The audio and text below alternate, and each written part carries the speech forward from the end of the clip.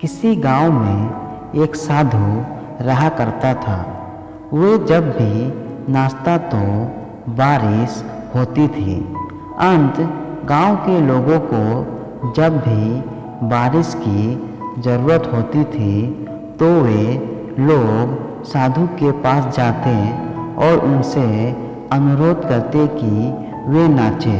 कुछ दिनों के बाद 4 लड़के शहर से गांव में घूमने आए। जब उन्हें यह बात मालूम हुई कि किसी साधु के नाचने से बारिश होती है तो उन्हें यकीन नहीं हुआ।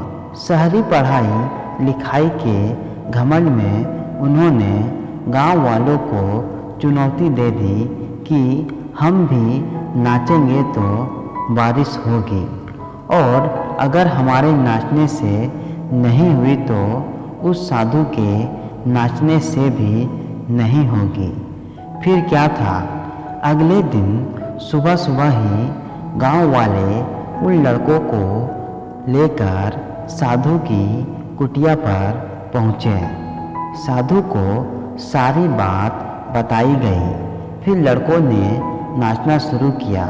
आधे घंटे बीते और पहला लड़का थक कर बैठ गया, पर बारिश नहीं दिखी। कुछ देर में दूसरे ने भी यही किया और 1 घंटा बीतता गया। बाकी दोनों लड़के भी थक कर बैठ गए, पर बारिश नहीं हुई। अब साधु की बारी थी। उसने नाचना शुरू किया। 1 घंटा बीता, बारिश नहीं हुई। साधु नाचता रहा। 2 घंटा बीता, बारिश नहीं हुई। पर साधु तो रुकने का नाम ही नहीं ले रहा था। धीरे धीरे शाम ढलने लगी कि तभी बादलों की गड़गड़ाहट सुनाई दी और जोरों की बारिश होने लगी। लड़के दंग रह गए और तुरंत साधु से क्षमा मांगी और पूछा, बाबा भला ऐसा क्यों हुआ कि हमारे नाचने से बारिश नहीं हुई और आपके नाचने से हो गई? साधु ने उत्तर दिया, जब मैं नाचता हूँ तो 2 बातों का ध्यान रखता हूँ।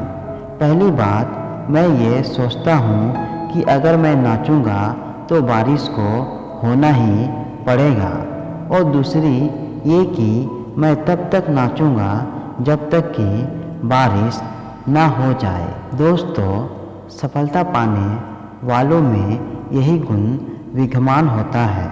वो जिस चीज़ को करते हैं उसमें उन्हें सफल होने का पूरा यकीन होता है, और वे तब तक उस चीज़ को करते हैं जब तक कि उसमें सफल ना हो जाए।